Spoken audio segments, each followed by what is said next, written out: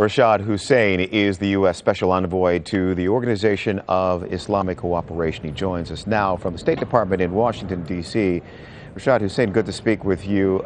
Can you take a moment here and share with us your thoughts on this day? If you would, contrast the two images we've seen throughout this day: protesters storming American embassies, protesters in some cases being killed, and then the image of the Americans returning home to that moving ceremony just minutes ago at Andrews Air Force Base.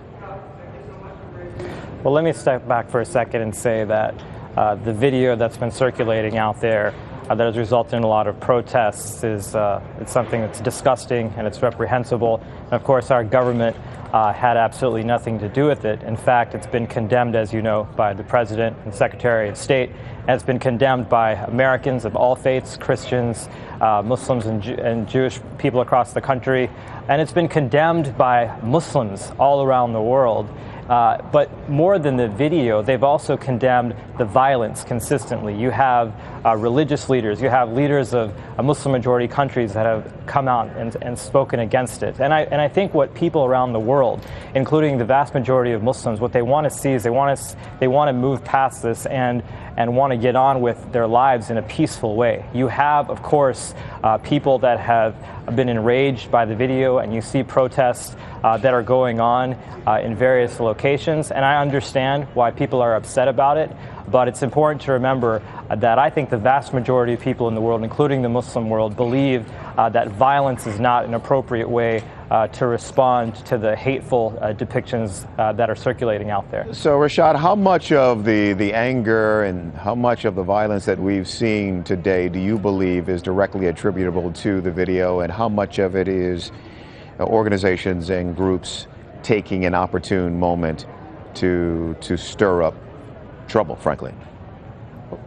There's no doubt that the video has caused a lot of anger, and different people have responded to it differently. I've talked to a lot of Muslims who said that this has hurt them, it's angered them, but they've chosen to honor the Prophet by responding in a more honorable way, by responding by talking to other people about who the Prophet was and what Islam stands for.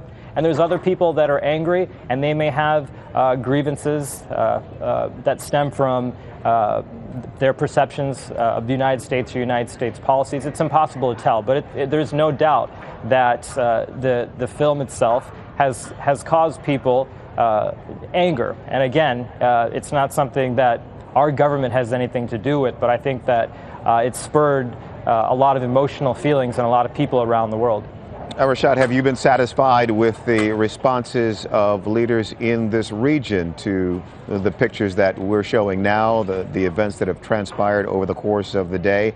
I frankly have been a bit surprised that more leaders in the region haven't taken the opportunity to, for example, call this channel and to ask for calm. But I'm wondering, more to the point, whether or not you have been satisfied, the State Department has been satisfied with the responses to the violence from leaders in this region of all stripes. There's been an overwhelming response from people all over the world, from religious leaders in the United States and around the world, from political leaders. It's difficult to generalize and say what's the response of a whole region when you have so many countries, but certainly there's been a number of political leaders out there. There's religious leaders that have reminded their followers in their sermons today that violence is not the appropriate way to respond to this. I saw a report of a prominent imam in Cairo saying that violence is not a way to honor the Prophet, and the way to honor the Prophet is to be peaceful. But there's, of course, a number of people that are responding to it. People have expressed that the video itself is disgusting, as have we. But you'll see that many of them have come out and also said that the violence that we're seeing must be condemned unequivocally. Rashad, I probably shouldn't, but I'm going to sneak one more in here. And Sally, if we can see a few of these pictures again. And here's a very straightforward question to you, Rashad.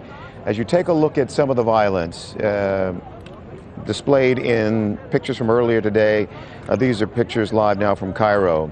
But the images of embassies being stormed, I have to ask you, is that Islam? Absolutely not. I'm myself, of course, a Muslim American, and when I saw the reports about this video that had been produced, I saw the disgusting descriptions.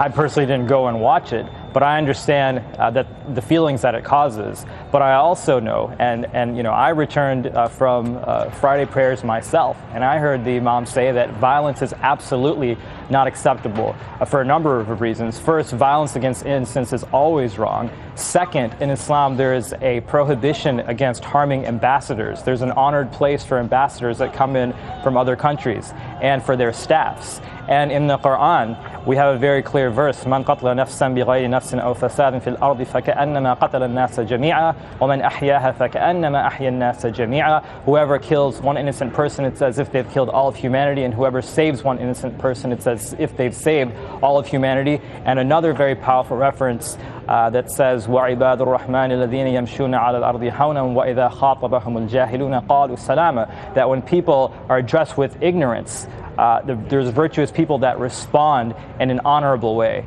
And that, to me, I can speak personally, is my understanding of Islam, and it's the understanding that religious leaders and Muslim leaders around the world that are stepping up and serving as responsible voices are really echoing at a time when it's badly needed. Rashad, well done there. Rashad Hussain is the U.S. Special Envoy to the Organization of Islamic Cooperation, joining us from the State Department in Washington, D.C.